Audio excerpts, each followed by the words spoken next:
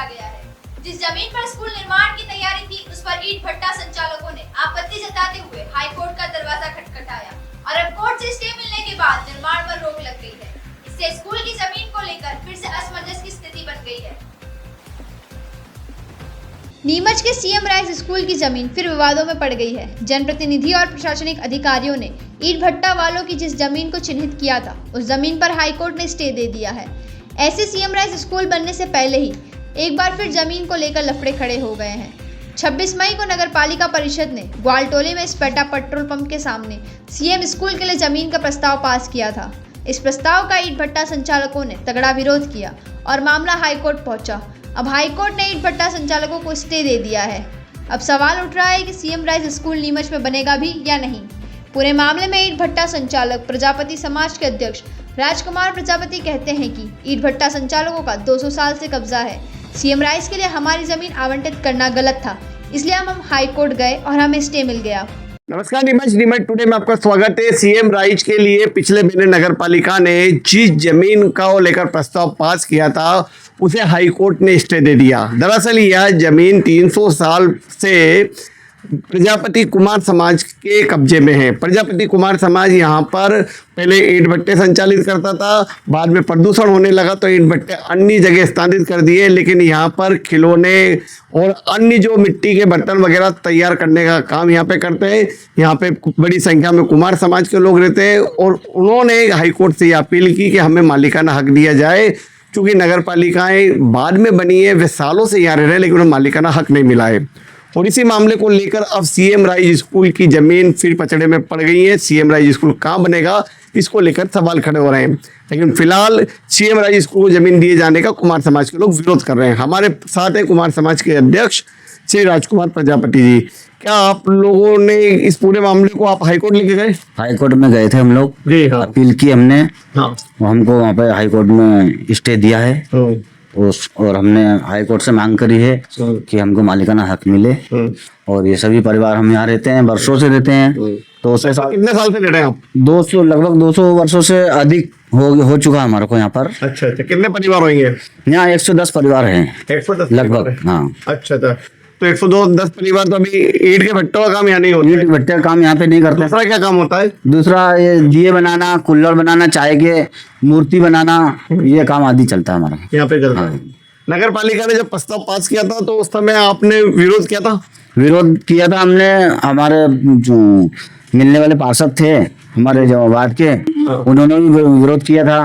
तो वो विरोध उन्होंने करा नहीं, मतलब माना नहीं उन्होंने विरोध, और प्रस्ताव पास कर लिया। ये विवादित जमीन थी, इस पर नहीं करना था उनको।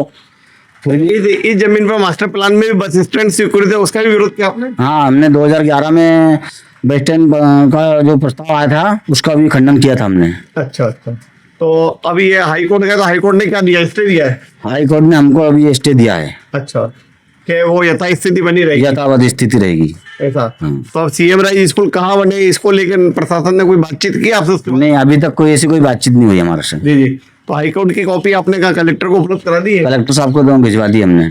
देखा है। ठीक। तो आप देख सकते हैं कि बड़ी संख्या में कुमार समाज के लोग यहाँ रहते हैं। करीब 110 परिवार यहाँ निवासरत है और वे ईंट के भट्टे तो नहीं संचालित करते, लेकिन यहाँ पे मिट्टी के दिए वगैरह दूसरे वस्तुएं बनाते हैं, जिनसे उनकी रोजी रोटी चलती है। और हमारे बीच एक और काका, इधर आइए। क्या नाम है काका आपका? रमेश प्रजापति। रमेश प्रजापति। कब से आप यहाँ पे? मेरे को तो 65 साल हो गया। 65 साल हो गए। तो आप क्या करते हैं यहाँ पे? मैं हाथ पैर मालिश करता हूँ। मालिश करते हैं? और जिसका दर्द होता है उसको खत्म करता नहीं। अच्छा, मिट्टी वगैरह का काम भी करते हैं? मिट्टी का भी करते हैं ना काम। क्या करते हैं? दीपक बनाते हैं, कुल्हड़ बनाते हैं चाय के। अभी ये जैसे जमीन सीएम राइज स्कूल को दी तो फिर आप लोगों को विरोध था? विरोध था ना, बिल्कुल साहब। अच्छा। तो अब जो हाईकोर्ट ने स्टे दिया तो उससे राहत मिली है? बिल्कुल राहत मिलेगी। ऐसा बीच में कोई नोटिस दिए थे? नहीं, कोई नहीं दिया। नगर पालिका को नोटिस दिया? अभी तक तो नहीं दिया कोई नोटिस। ठीक। तो मैं आपको बताना चाहता हूँ कि देखिए कि ये इस तरह से मकान वगैरह यहाँ पे बना के दे रहे हैं टीन शेड के अंदर, और ये छोटे छोटे मकान यहाँ पूरे प्रजापति समाज ने बना रखे हैं। ये इस साइड आप देखिए मिट्टी के ये गड्ढे तैयार कर रखे हैं, जहाँ पर ये मिट्टी गलाकर यहाँ पर दिए वगैरह बनाते हैं, खिलौने बनाते हैं। अभी दिवाली का सीजन है, कुल्हड़ बनाते हैं। और ये पूरा जो जमीन है लगभग जो नगर पालिका ने जो एक्वायर करने की कोशिश कर रही है, लेकिन ये मामला अब हाईकोर्ट में चला गया है और हाईकोर्ट ने इसमें स्टे दे दिया है। तो बड़ा सवाल अभी उठ रहा है कि सीएम राइज स्कूल बनेगा तो कहाँ। नीमच में कांग्रेस की अंदरूनी कलह अब खुले पोस्टर वार में बदल चुकी है। नए जिला अध्यक्ष तरुण बाहिती के पोस्टर से दिग्विजय सिंह की तस्वीर हटाए जाने को लेकर सियासी तूफान खड़ा हो गया है। दिग्गी समर्थकों का आरोप है बाहिती अब पुराने अपमान का बदला ले रहे हैं और राजा साहब को पोस्टरों से गायब कर राजनीति संदेश दे रहे हैं। कांग्रेस के नए नवेले जिला अध्यक्ष तरुण बाहिती की नियुक्ति विवादों से घिरती जा रही है। उनके गृह नगर जीरन में हुए स्वागत समारोह में कांग्रेस का कोई बड़ा नेता नहीं पहुंचा। नीमच के गांधी भवन में लगा उनका पोस्टर फिर विवादों में घिर गया है। इस पोस्टर में अब पूर्व मुख्यमंत्री दिग्विजय सिंह ही गायब कर दिए गए। इससे दिग्गी राजा समर्थक खासे नाराज हैं। पहले दिग्गी राजा गुट के राकेश अहीर का फोटो हटा दिया गया, अब उनका फोटो लगाया तो दिग्विजय सिंह का फोटो गायब कर दिया गया। दिग्गी राजा समर्थकों ने तरुण की हरकत से राजा साहब को अवगत करा दिया। दिग्गी समर्थक कह रहे हैं कि तरुण बाहिती राजा साहब से अपने अपमान का बदला ले रहे हैं। पूर्व मुख्यमंत्री दिग्विजय सिंह ने विधानसभा चुनाव से पहले उनकी सारे राह उतार रही थी और उनके ऑफिस जाने से मना कर दिया था। इसका बदला वे अब ले रहे हैं और राजा साहब को पोस्टरों से हटाकर अपमानित कर रहे हैं। दिग्विजय सिंह के कट्टर समर्थकों का कहना है कि तरुण स्वार्थी नेता है, जब ट्वीट करना होता है तो राजा साहब याद आते हैं और अब जिला अध्यक्ष बन गए तो भूल गया। हम भी याद रख रहे हैं और तरुण की हर हरकत से राजा साहब को अवगत करा रहे हैं। एक नंदी महाराज 8 फीट गहरे नाले में गिर गए। उन्हें निकालने में नपा की टीम और गौ सेवकों को 12 घंटे लग गए।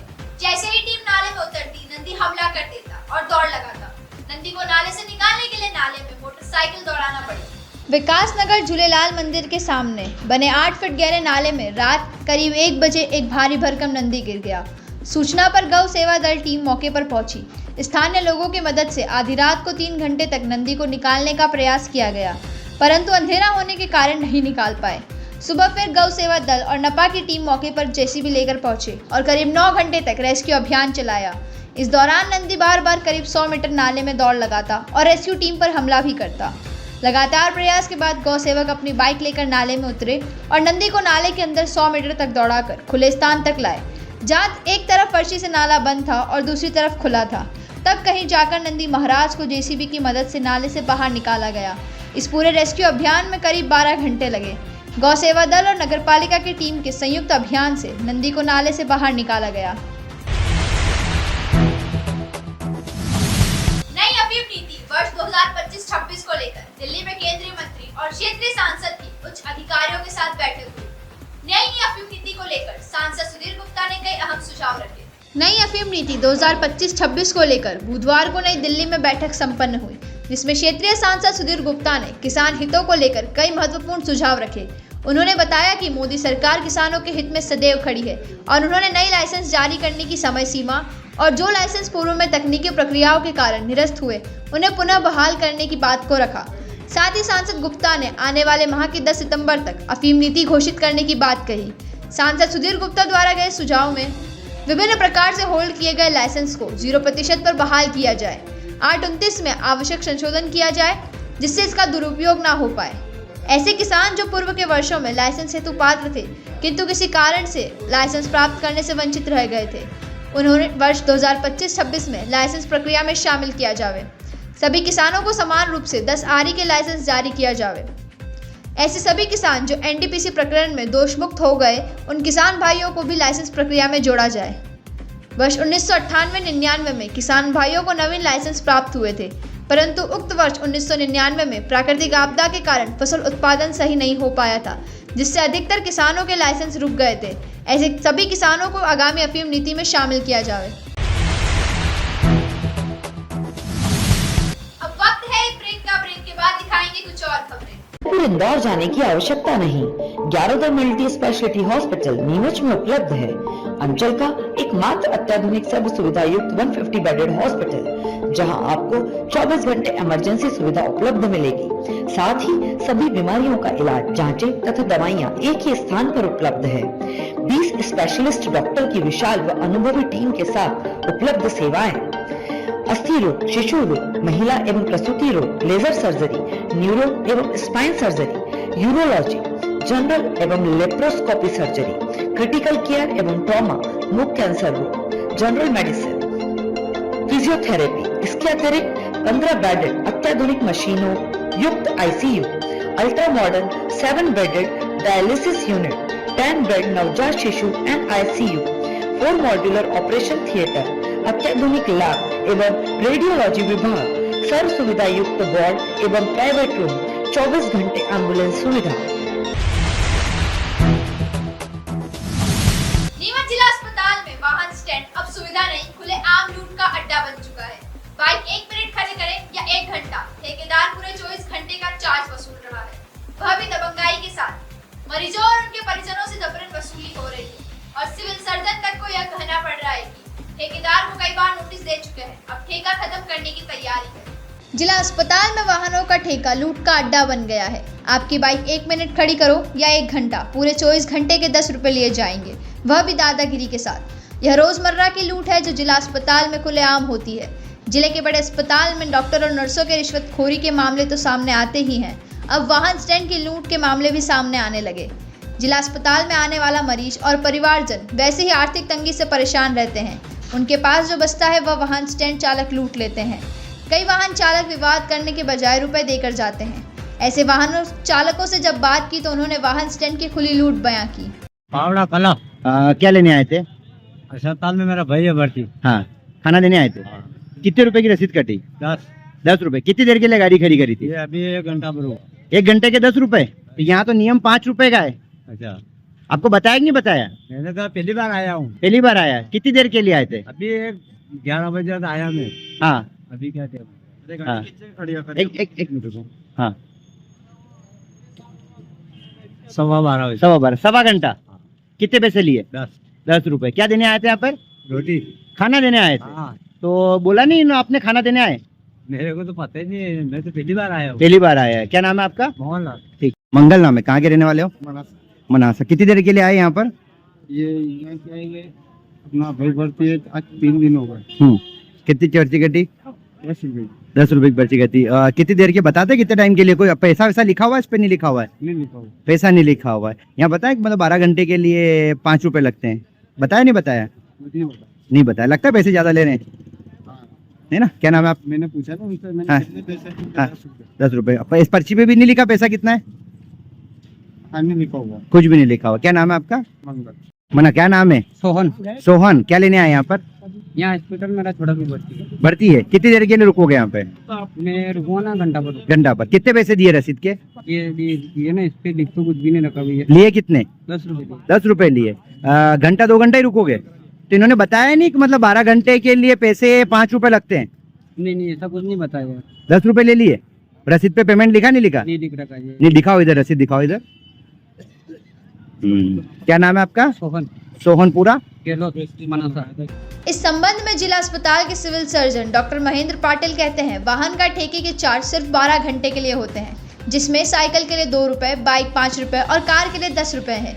यह ठेका रोगी कल्याण समिति ने दिया है। इस संबंध में शिकायत आती है तो कार्रवाई होती है। सिर्फ 12 घंटे का ही शुल्क लेने का प्रावधान है। यहाँ रोगी कल्याण समिति से इसका टेंडर किया गया था एवं उसमें साइकिल के लिए 2 रुपए शुल्क रखा गया था, मोटरसाइकिल के लिए 5 रुपए और कार के लिए 10 रुपए। सर अभी आप देखा जा रहा है कि 12 घंटे का शुल्क है ये। हाँ, जो आदमी 1 घंटे के लिए भी आता है उससे 10-10 रुपए वसूले जा रहे हैं, पर्ची पर कोई शुल्क नहीं लिखा जा रहा है। और जो ठेकेदार है वाहन पार्किंग के, उनका कहना है यहाँ तो ऐसे ही चलता है, मैं तो 24 घंटे की पर्ची बनाऊंगा। इसको लेकर क्या कहेंगे? नहीं, इसके लिए हमने उसे निर्देश दिए हैं कि वो यदि 1 घंटे के लिए आता है तो उससे जो उसका 12 घंटे का शुल्क है उतना ही ले, उससे ज्यादा ना ले। सर आज भी वीडियो है जो वहाँ पे मरीज आए थे, उनके अटेंडर आए थे, उनका कहना है 10 रुपए लिए गए। ठेकेदार खुद कह रहा है कि मैं 24 घंटे की पैसे लूंगा। दूसरी तरफ उसका कहना है मुझे 14 नोटिस मिल गए, मैं क्या करूं? ऐसे में सर आपके द्वारा कार्रवाई नहीं करना। अब हम उसका टेंडर ही समाप्त करने जा रहे हैं। इसके बाद में, इस महीने के बाद में उसका टेंडर नहीं रहेगा। कहाँ कहाँ पार्किंग पर पैसा ले सकते हैं? पार्किंग का ठिकाना कौन सा होता है सर?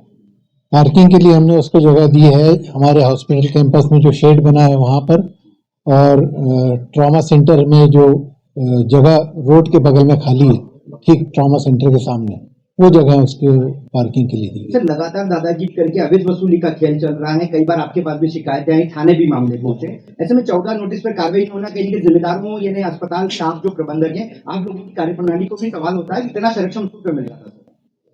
हमारी तरफ से कोई ऐसा संरक्षण नहीं दिया जाता, परंतु हम उसे समय समय पर नोटिस जरूर देते हैं कि वो अपनी कार्यप्रणाली सुधारे। अभी आज किस प्रकार का एक्शन लेंगे मामले? अभी जैसे आपके द्वारा बताया जा रहा है कि कहीं किसी से ज्यादा पैसे वसूलने की कार्रवाई की उसने, तो उसके लिए हम उसे फिर से नोटिस देंगे और उसका टेंडर समाप्त करने की कार्रवाई करेंगे। वाहन ठेका चालक की दादागिरी ऐसी है कि वह कहता है हम तो ऐसे ही लूटते हैं, मुझे 14 नोटिस मिल चुके हैं, क्या कार्रवाई होगी? देखते हैं। वही सिविल सर्जन का कहना है कि हम उसका ठेका समाप्त करने जा रहे हैं। नीमच के संयुक्त कलेक्टर राजेश शाह को उनके स्थानांतरण पर भावभीनी विदाई दी गई। कलेक्टोरेट परिवार द्वारा आयोजित इस समारोह में कलेक्टर हिमांशु चंद्रा सहित अधिकारी और कर्मचारियों ने शॉल श्रीफल और पुष्पगुच्छ भेंट कर शाह के सरल, मिलनसार और प्रशासनीय अनुभव से भरे कार्यकाल की सराहना की। नीमच से उप सचिव लोक निर्माण विभाग मंत्रालय भोपाल के पद पर स्थानांतरित संयुक्त कलेक्टर राजेश शाह को नीमच से कार्यमुक्त होने पर बुधवार को कलेक्टोरेट परिवार नीमच द्वारा विदाई समारोह आयोजित किया गया। Collector Himanshu Chandra, ADM Lakshmi Gaman, SDM Sanjeev Sahu, deputy collector Chandra Singh Dharve, Sushri Mayuri Jog, अधीक्षक राधेश्याम सूत्रकार एवं कलेक्टोरेट के अधिकारी कर्मचारियों ने राजेश शाह को पुष्पहार, पुष्पगुच्छ भेंट कर भावी सफलतम कार्यकाल के लिए शुभकामनाएं दी। सभी साथी अधिकारी कर्मचारियों ने राजेश शाह के प्रशासनिक, अनुभवी, सहज, सरल, हंसमुख एवं मिलनसार अधिकारी बताते हुए उनके नीमच के कार्यकाल की सराहना की। कलेक्टर हिमांशु चंद्रा ने राजेश शाह को शॉल, श्रीफल एवं पुष्पगुच्छ भेंट कर स्वागत किया और कलेक्टोरेट परिवार की ओर से उन्हें स्मृति चिन्ह भी भेंट किया। कार्यक्रम का संचालन डॉक्टर राजेश पाटीदार ने किया और सरिता मालविया ने आभार माना।